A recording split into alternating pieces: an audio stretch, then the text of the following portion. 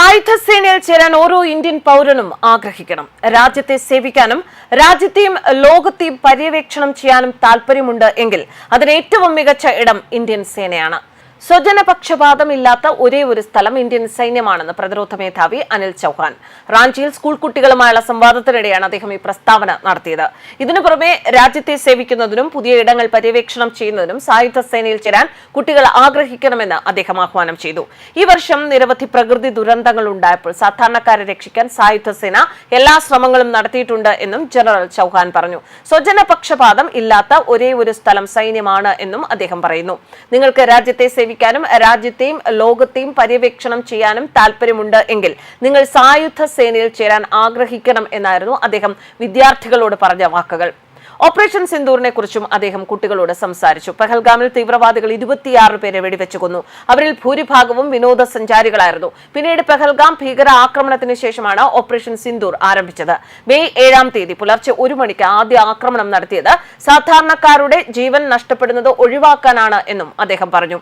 രാത്രിയിൽ ദീർഘദൂര ലക്ഷ്യങ്ങളിൽ കൃത്യമായ ആക്രമണങ്ങൾ നടത്തുന്നതിന് പ്രത്യേക ശ്രമം ആവശ്യമാണെന്നും അദ്ദേഹം വ്യക്തമാക്കി.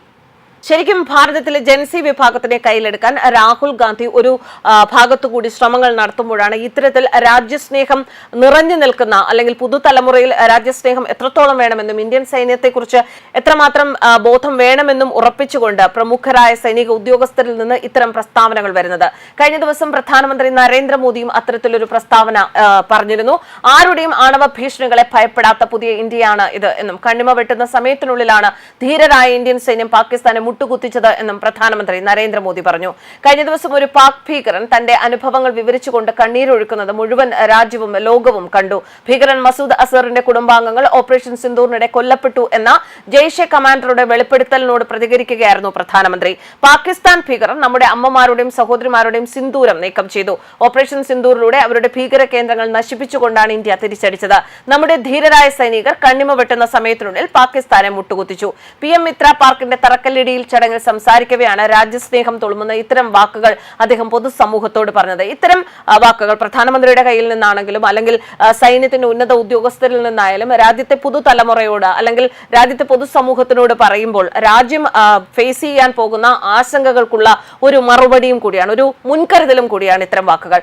ഇന്ത്യയുടെ നാരീശക്തിയായ അമ്മമാരും സഹോദരിമാരുമാണ് രാജ്യത്തിന്റെ പുരോഗതിയുടെ അടിത്തറ എന്ന് ഊന്നിപ്പറഞ്ഞ പ്രധാനമന്ത്രി ഒരു അമ്മ ആരോഗ്യവതിയായിരിക്കുമ്പോൾ മുഴുവൻ കുടുംബവും നന്നായി പ്രവർത്തിക്കുമെന്നും എന്നാൽ അവർ രോഗബാധിതയായാൽ മുഴുവൻ കുടുംബ സംവിധാനവും താറുമാറാകുമെന്നും ചൂണ്ടിക്കാട്ടി. കഴിഞ്ഞ ദിവസം ഒരു പാകിസ്ഥാൻ ഭീകരൻ തന്റെ അവസ്ഥ സമ്മതിച്ചുകൊണ്ട് കണ്ണീരൊഴുക്കുന്നത് മുഴുവൻ രാജ്യവും ലോകവും കണ്ടു. ഇതാണ് പുതിയ ഇന്ത്യ. ആരുടെയും ആണവ ഭീഷണികളെ ഭയപ്പെടാത്ത ഇന്ത്യയാണിത്. ശത്രുവിന്റെ വീട്ടിൽ കയറി ആക്രമണം നടത്തുന്ന ഇന്ത്യയാണിത്. പ്രധാനമന്ത്രി പറഞ്ഞു. ജീവിക്കുകയാണെങ്കിൽ രാഷ്ട്രത്തിനു വേണ്ടി ജീവിക്കണമെന്നും നമ്മുടെ ജീവിതത്തിലെ ഓരോ നിമിഷവും നമ്മുടെ രാജ്യസേവനത്തിനായി സമർപ്പിക്കണമെന്നും അദ്ദേഹം കൂട്ടിച്ചേർത്തു. ഓപ്പറേഷൻ സിന്ദൂറിൽ ഇന്ത്യൻ സൈന്യം സൃഷ്ടിച്ചത് ചരിത്രമാണ്. സൈന്യം കൃത്യമായി ദൌത്യം പൂർത്തീകരിച്ചു. സേനയുടെ ദൃഢനിശ്ചയമാണ് കണ്ടത്. നിരപരാധികളെ കൊന്നൊടുക്കിയതിന് ഇന്ത്യ പകരം വീട്ടി. ഓപ്പറേഷൻ സിന്ദൂറിനിടയിൽ സാധാരണ പൗരന്മാരെ ആക്രമിച്ചില്ല. ഭീകര കേന്ദ്രങ്ങൾ മാത്രമാണ് ഇന്ത്യ ആക്രമിച്ചത്. സാധാരണക്കാർക്ക് പരിക്കേൽക്കാതിരിക്കാൻ സൈന്യം ശ്രദ്ധ നൽകി. ഭീകരവാദികളുടെ താവളങ്ങൾ തകർക്കാൻ സാധിച്ചു.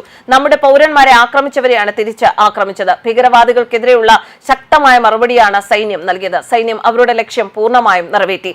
പുതുതലമുറയ്ക്കിടയിൽ സൈന്യത്തോടുള്ള ആദരവും സൈന്യത്തോടുള്ള സ്നേഹവും സൈന്യത്തോടുള്ള പ്രതിബദ്ധതയും വളർത്താൻ അല്ലെങ്കിൽ അത് ഉണ്ടാക്കാൻ ഉതകുന്നതാണ് ഇത്തരത്തിലുള്ള വാക്കുകൾ.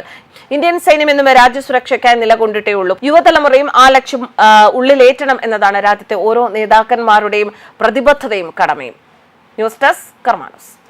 ഈ ഓണത്തിന് മൈജിയിൽ മൊബൈൽ ഫോണുകളുടെ മാസ് കളക്ഷൻ, മാസ് വിലക്കുറവ്, സൂപ്പർ EMI ഓപ്ഷനുകൾ, ബ്രാൻഡ് ഓഫറുകൾ, ഇതിലെല്ലാത്തിലും ഉപരി മൈജി സ്പെഷ്യൽ ഓണം ഓഫറുകൾ.